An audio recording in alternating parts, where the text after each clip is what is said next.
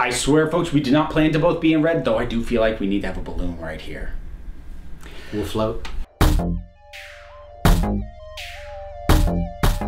So, welcome to Council of Geeks. We have a bit of an unexpected surprise, an actual second roundtable this month, which never happens. And also, a guy who I haven't had in front of a camera for about 2.5 years. It's Jason Scherer. Howdy, folks. Yeah, Age of Ultron was last. That was the last time.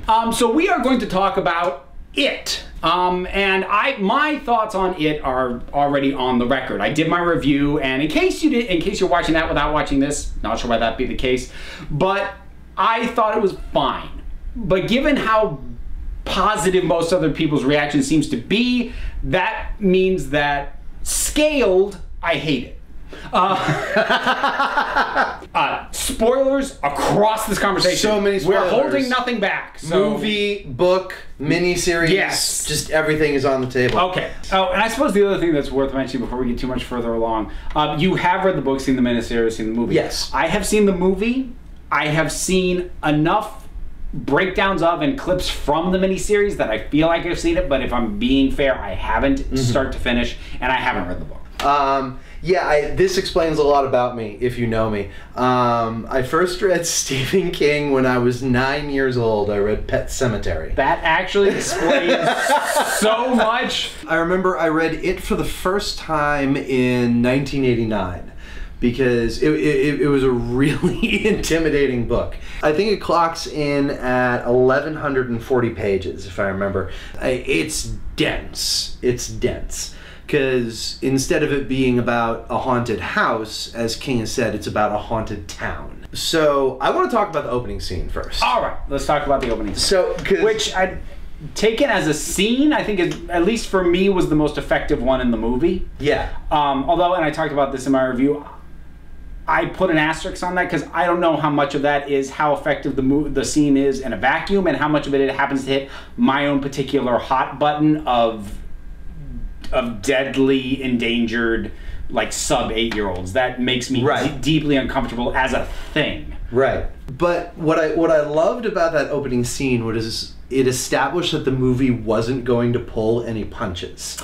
Yeah. You know, it's because the miniseries, you know, of course you have Tim Curry pop up and he does his thing with Georgie, and it's implied everything that happens, but of course, you know, it's a miniseries on ABC in 1990. I mean, how much, you know, blood and guts can you get? You get the teeth, and that's about it. You don't even see him bite. You just see the teeth come out. And that's the thing, too, is that he only has fangs. Tim Curry only has fangs. Whereas with Pennywise, with Bill Skarsgård's Pennywise, they went, as I call it, the Guillermo del Toro route. You know, where it's just teeth, teeth, teeth, teeth, teeth, teeth, teeth.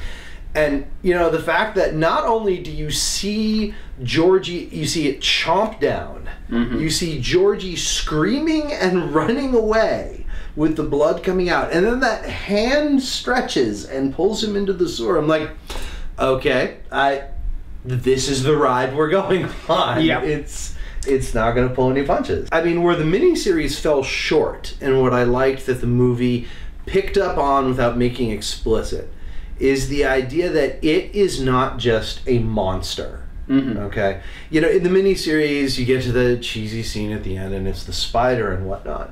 In the movie, you get the sense that it is truly something else. It's not alien, but, I mean, in the book, it is described as from beyond time and space. It's from outside time and space. And it just landed on Earth millions upon millions upon millions of years ago in that area of Maine. Yeah. And it just slept.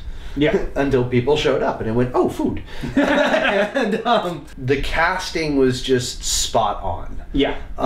Finn, I can't remember his last name. I feel terrible. I am not going to know any of these kids' names, so just go with character names. So the kid who played Richie, he was also Will in Stranger Things. Perfectly cast. He got that character down pat. The kid who played Eddie, who was also the kid in Midnight Special. Beverly was like the most transformed character from book to miniseries to movie. Well, and again, I haven't read the book, but Stephen King, he doesn't have the strongest chops in terms of writing female characters, at least as a reputation. That doesn't say that he writes bad ones, but he seems to write them best as victims or as allegories, not as much as characters. Very much true in the 80s and 90s. Well, from early in his career, I'd say up until about the turn of the century. Now there, I actually have a major problem with the change that they made from the book to the movie. Okay. So, in the book, the kids are getting ready to go into the sewers, because they first had an encounter with it at the house on Newbolt Street, and they heard it, and they said, okay, if we can hurt it, we can kill it. But what ends up happening is their planning ends up happening quicker than they want, because Bev's father finds out she's been hanging out with all those boys and starts saying, I want to make sure that you're intact. Yeah. Like in the book, it's implied that he's definitely emotionally abusive, possibly physically abusive, but never sexually abusive. Because I assumed that was in the book, because it was coming on so thick that... Yeah. And again, I speak as someone who has mostly seen adaptations of King as opposed to read him. But his human villains come on real thick, yes. at the very least when adapted to film. And I had assumed that was a direct translation from the book. So if you're telling me that aspect wasn't even in it, that makes me more annoyed at it than I already was. She gets chased out of the house, so she runs to the Barrens, where the rest of the losers are. And as she arrives and the rest of the losers are there, Henry shows up. Okay. Ready to kill them. Because Henry has finally lost it at that point. Henry does not kill his dad in the book. His dad is not a cop. His dad's just a garden variety drunk, and he's a neglected kid. So, I mean, this whole conversation is gonna bounce around all of this. So let's talk about Harry for a second. Yeah. How did he work for you? So Bowers, I needed to see him descend to murder. That's what I needed too, and I don't. Here's the thing: King's human villains, he reuses the extreme bully a lot. Yes, and it's something that, at least in terms of adaptations, I've only seen work once, and that was Stand By Me. Yes, but when I see Merrill, but when I see stuff like The Shawshank Redemption and The Psychotic Guard, or The Mist and the nutty religious woman, or Harry Bowers in this, I'm like, I'm not going to go so far as to say people like you don't exist in the real world, but I can't take you seriously as a character because you're just this one note. The reason Ace worked is we knew he was bad news to begin with, but at first he was just like, he trips him, he knocks him down, and you realize how bad he is by the time that movie ends. Harry, like the second time we see him, he's carving his initials into a kid's stomach. What the hell? Yeah, but Bowers starts as a hoodlum. A dangerous hoodlum, but a hoodlum. And he eventually, it's the apocalyptic rock fight, which is actually the title of the chapter, which they do so well in the movie. But the rock fight is what causes Henry to snap. Okay. And a little bit of it whispering in his ear. And so the kids are in the Barrens and they get chased into the sewers. Okay. Is basically what happens. Whereas in this, Bev gets kidnapped and turned into the damsel in distress. And I'm like, they didn't need any additional motivation to go find it. I hadn't thought about that. Yeah, you're right. Well, and in general, it's worth me saying, like, for me, the big part of the movie that works is the kids. Yes. Those kids are all gold as far as I'm concerned. So good. And the dialogue. The Stand By Me dialogue, as I call it, where they're just going to say and insulting each other like they would in the 80s. I remember those kind of insults from 1989. There you go. What I liked about Bill Skarsgård's performance with this is like, so you made the joke that he sounds a little bit like Shaggy, not Shaggy. He sounds like Scooby-Doo without the R at the front of every word. But compare that to Tim Curry's voice, and Tim Curry's portrayal. Tim Curry looks like just a regular clown with a with this voice, like we're gonna do this, we all float. Whereas Skarsgård, he keeps going up and down, and he has this maniacal little giggle, which just, I'm sorry, those kind of soft, for lack of a better term, Buffalo Bill voices creep me out. Now, you actually said something that for me is part of why I feel the movie kind of fails in the delivery of the horror. Okay. Because what you said was, it's just something about, those creepy Buffalo Bill voices. And the thing is, I don't think the movie does a very good job at building tension in its scenes. I think it banks very heavily on the imagery that it's using already being inherently creepy. And I am not inherently creeped out by clowns. I never have been. And so all these scenes were happening that I feel like if they had been done with more care, could have made me afraid of this clown. But then I felt like it was just going, ooh, spooky clown, and I'm sitting here going, okay, you gonna do anything with that to build the tension? Because like, I think of things like, after I saw Jaws, I was afraid of water for a little bit. And after I saw the 1970s Invasion of the Body Snatchers, I was afraid to go to bed. And after I saw the Doctor Who episode Blink, statues creeped me out for a little bit. I mean, none of these things stuck. They weren't like deep fears that I lived with. But during the watching of it, and for a little while after, something that I wasn't afraid of now made me uneasy. This did not do that at all. Yeah. So I feel like the movie was banking on creepy clowns are creepy. Great, half the job's done. There wasn't a lot. There were a few times where they did try to play with it, like when the first time they were in the house on Neilbolt Street, and Pennywise unfolds himself. From the fridge. There were a few things, but I think that played more to the strengths of this is a creepy house and we don't know how this house works, rather than selling him as a monster. There was one, it's when Eddie is escaping the leper, and he gets around the side of the house and he's just about to go out the fence, and instead of Pennywise standing there with one balloon, he's got the whole pyramid of balloons. And I found that to be a really creepy symbolism, because it ties into, and I want to believe this was a deliberate choice on the filmmaker's part, the monument that Pennywise has built to himself in his lair, where it's all the kids' toys just going up and up and up and up and up. And there are all the kids who are stuck. That might have worked for me, again, if they hadn't shown it in the trailers, and so I was already over it. So I gave it away. As an image.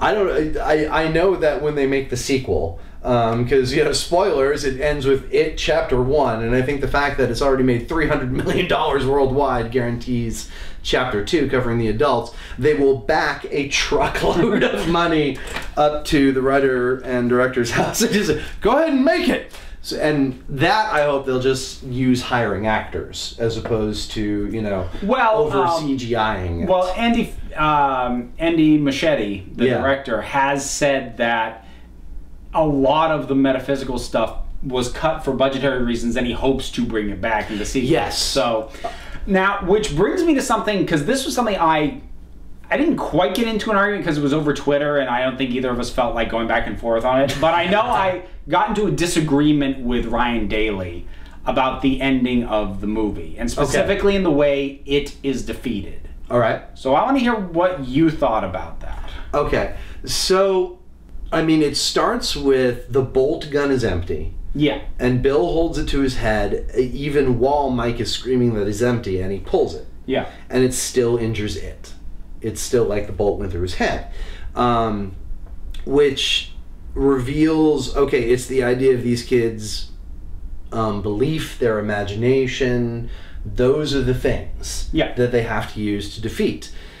Which then turns into using a whole hell of a lot of blunt objects to beat the crap out of him. Okay, so I take it you weren't a big fan of them basically just beating this thing into submission. Well, but they were kids. What else were they going to do? That is why I love this. Okay, see, that's the thing. And I feel like I was free from the baggage of having read the book. Right. I love the fact that they just beat this thing. And for me, it does work. Because honestly, I didn't read that bolt gun moment the way that you did. And I'm not saying that you weren't reading it correctly as intended. The way I read it was actually that Pennywise was mocking him. Like, oh, it damaged, no, not really. Yeah. So I didn't even read that end of it into it. But here's the reason I love this. Mm-hmm. It's the fact that what it is these kids realize that collectively we just have to stand our ground. And all we have to do is fight back. And to me, that makes sense on so many levels, because from the perspective of it, basically it's never been challenged before, because its entire mode is to isolate, terrify, pick off. He has never really had a true challenge placed against it. So the fact that it probably doesn't even realize its own vulnerabilities, I like that. A big part of why I like it is it beats the hell out of the alternative. Because what's the alternative way to defeat this? BS ritual or MacGuffin device. Both of which I don't like, especially in a story like this where you're dealing with kids. And yes, I know one of them's a bookworm, but no, I'm sorry, I would not buy the idea that he happened to find in the library something that is a ritual that tells them how to beat this thing. Or from what I caught from the miniseries, oh, well, hit him with silver. Wow, what a lucky coincidence that happened to her. Like, that kind of stuff I hate. But the idea that they stand up against it just because they have the bravery to do so, and that is enough.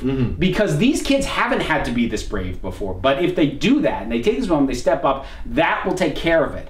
But the more I think about it, the more I love it, and here's why.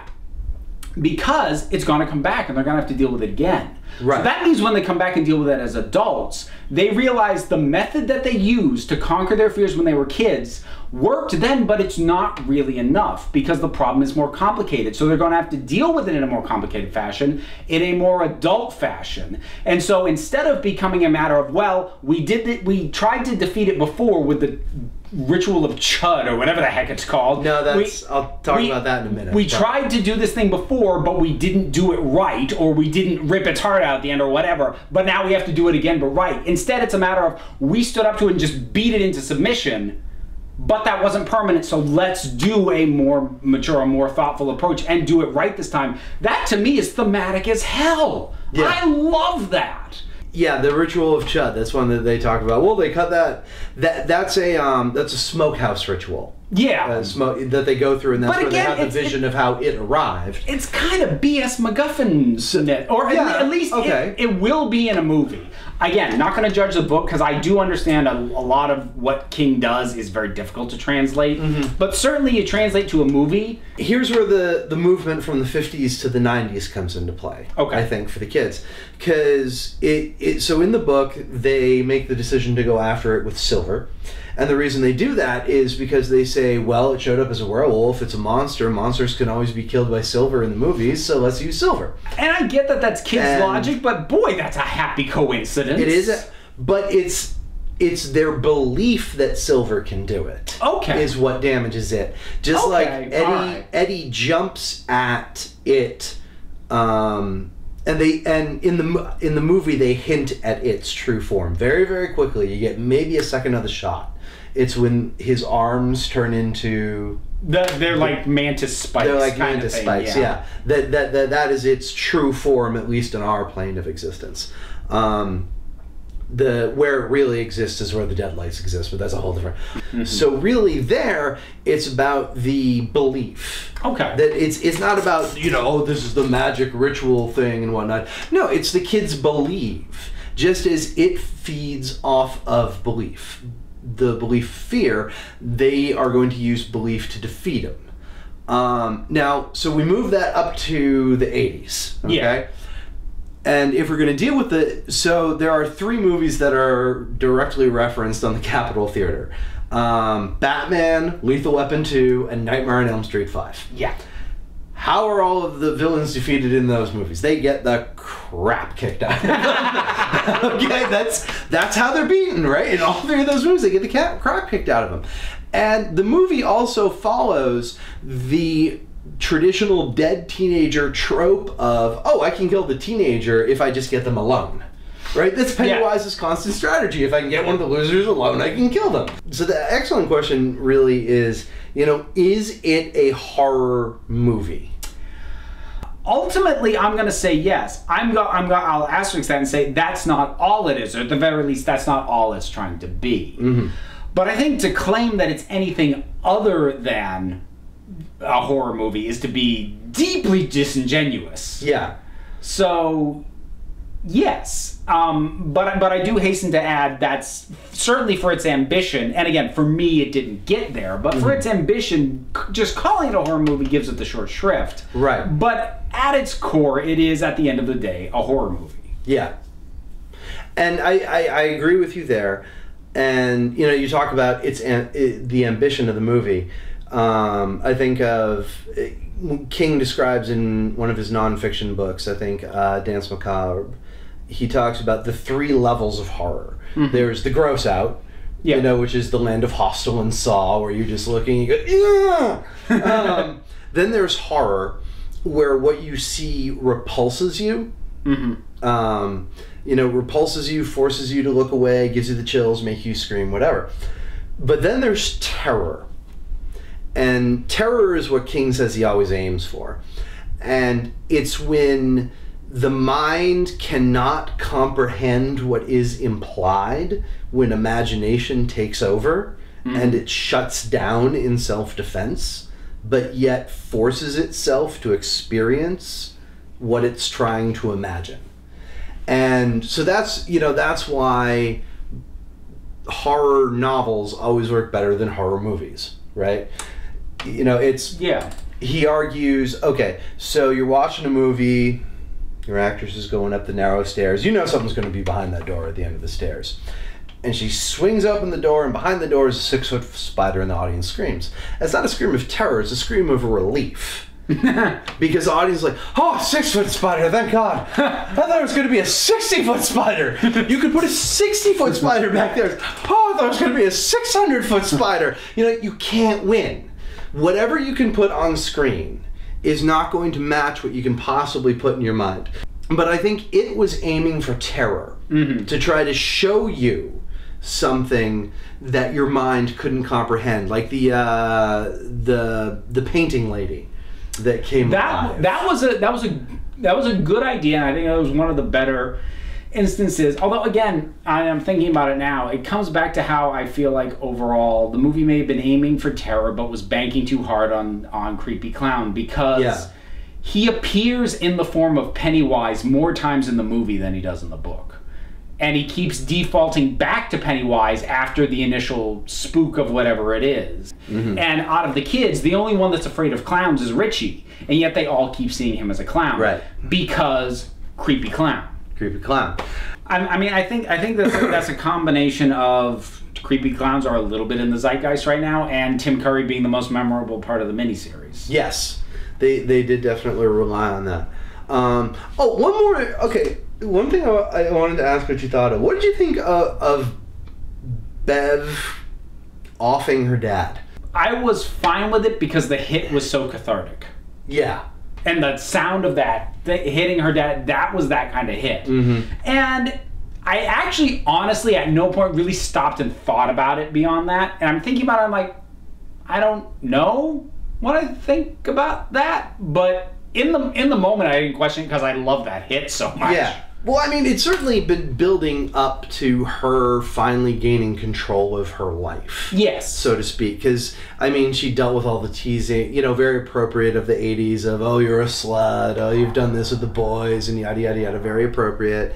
Dad being that creepy, like, oh, God knows what's going on behind closed doors.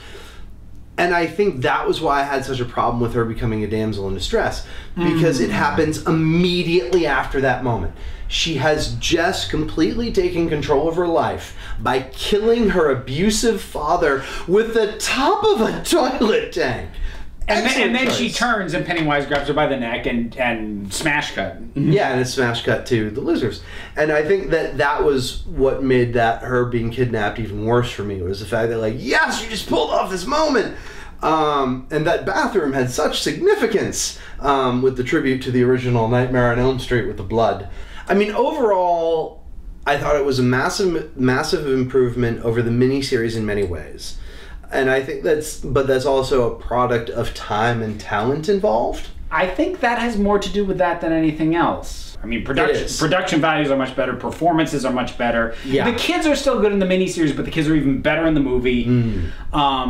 So yeah, no, I would say I would say the miniseries, unless you grew up on it or grew up on television of the time, does not play at all. No. Unless you're nostalgic for that kind of stuff. No. Yeah, unless you're nostalgic and you want to see, you know, Jonathan Brandis stutter badly and really, really young Seth Green. I'm worried about where they're going to go with the adults, because as you point out, you know, so they literally beat the crap out of it, and it falls down into wherever that hole goes. Yep. And so they hurt it, but we know it's going to come back. Yeah. So what are they going to have to do the second time around? I mean, I know what they do. In the novel, I cannot possibly see it translating in the movie. I just can't see it, because you want to talk about metaphysical, like, abstract, existential, like... It'll be interesting. I mean, one thing I do know that has been confirmed is Andy Muschietti has said he does plan to get all the kids back. So even though that half of the story was told pretty completely in this first movie, he does still plan to bring those kids back for sections of the second one, which, from my understanding of where the strengths of the story are, is probably a good idea, because the kids, as most people will freely admit, both of the miniseries and the book, the kids stuff is all the best stuff. The kids stuff is absolutely all the best stuff. And he better start shooting quickly, because, you know, let's face it, a child actor at 12 and 13 looks like two completely different people. So, you know, start shooting tomorrow. Yeah, I'm just going to be interested to see where they go and how fast they can get it out, just for that very reason of the kids. And also, I mean, you know, let's be honest, you know, not losing any steam from the zeitgeist that they've created. Well, I have no doubt that if New Line had its way, the next one would be out next year.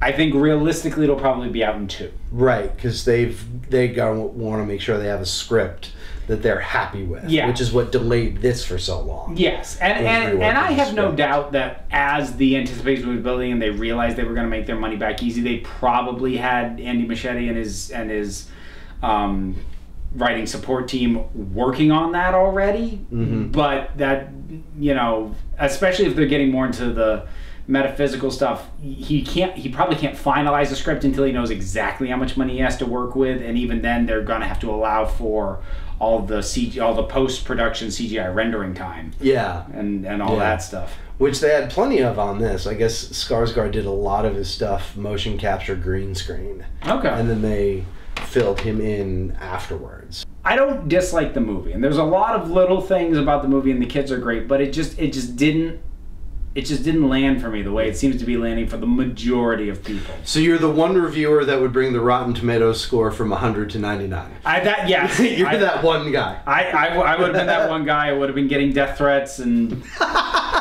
poo sent to my door, and thankfully I'm not an accredited critic, so I can say whatever I want with no consequences. Don't prove me wrong on that. He already gets poo on his door every Tuesday. We don't want that on. Yeah, I'm going to talk to you about that. All right, we've been through this. All right, so I think we'll wrap it up there. Jason, thank you very much for joining me. Thank you for having me.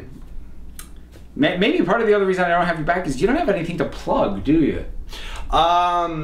You can go to my production company's website, 1147productions.com. Check out what I'm working on in terms of photography, blog writing, a movie I'm trying to get off the ground. So, I do have something to plug. Wow, you have a lot more to plug. Oh, there will be a link in the description. So, if you are watching this in video form, you can listen to an uncut version of this conversation, more or less uncut, version of this conversation on the Council of Geeks podcast feed, available on iTunes and Stitcher. In any case, folks, thanks so much for joining us. Thank you, Jason. Thank you, Nathaniel. And until next time, this council is adjourned.